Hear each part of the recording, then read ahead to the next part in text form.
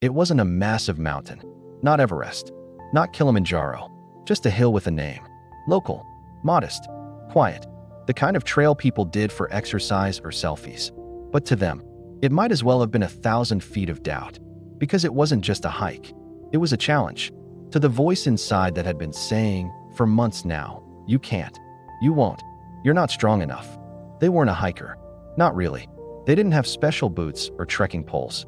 Just old sneakers, a water bottle, and something heavy they couldn't pack. The weight of feeling like they didn't matter. Every step felt unfamiliar. Not because of the trail, but because of what followed them up that path. Thoughts.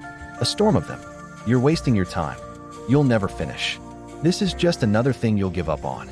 The voice wasn't new. It had been whispering for years, after breakups, after failed job interviews, after scrolling past everyone else's perfect lives. It wasn't cruel. It was familiar, comfortable in its doubt. But this time they kept going.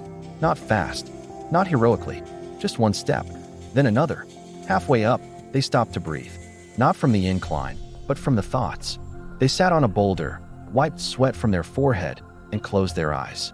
Around them, the world was quiet. The forest didn't care how many mistakes they'd made. The birds didn't ask what they earned last year. The sun didn't judge their past. It all just was. And in that stillness, they heard something unexpected. Not loud, not proud, just a whisper beneath the doubt. Look how far you've come. They had always seen their life as a list of failures, a series of not enoughs. But sitting there, halfway up, heart pounding, they remembered something. They had survived. Grief, fear, loneliness, rejection. They had kept moving, even when no one cheered them on, even when they doubted themselves. Wasn't that worth something? Wasn't that strength? They stood back up. This time, their steps felt different. Not easier, but more meaningful. Because the climb wasn't about proving anything to the world. It was about remembering something for themselves. That worth isn't earned by reaching the top. It's revealed by the courage to begin. The last stretch was steep. Their legs ached. Their chest burned. Part of them wanted to quit, turn around, tell themselves they almost made it. But then they thought of how many times in life they had done that. Almost said what they felt. Almost tried for the dream. Almost believed in themselves. They were tired of almost. They reached the summit just as the sun broke through the clouds. The view wasn't dramatic. Just trees, hills, sky. But it was enough. They sat down, not to rest, but to take it in.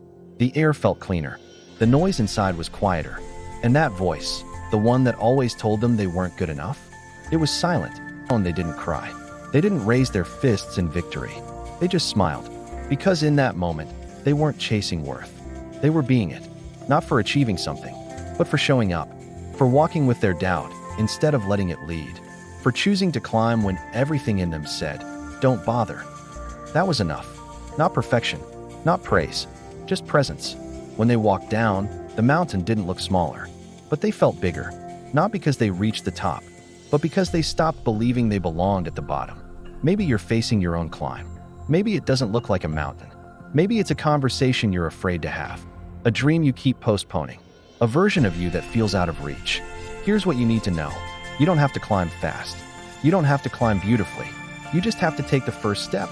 Because every step is proof that you're trying, that you're capable, that you are already enough.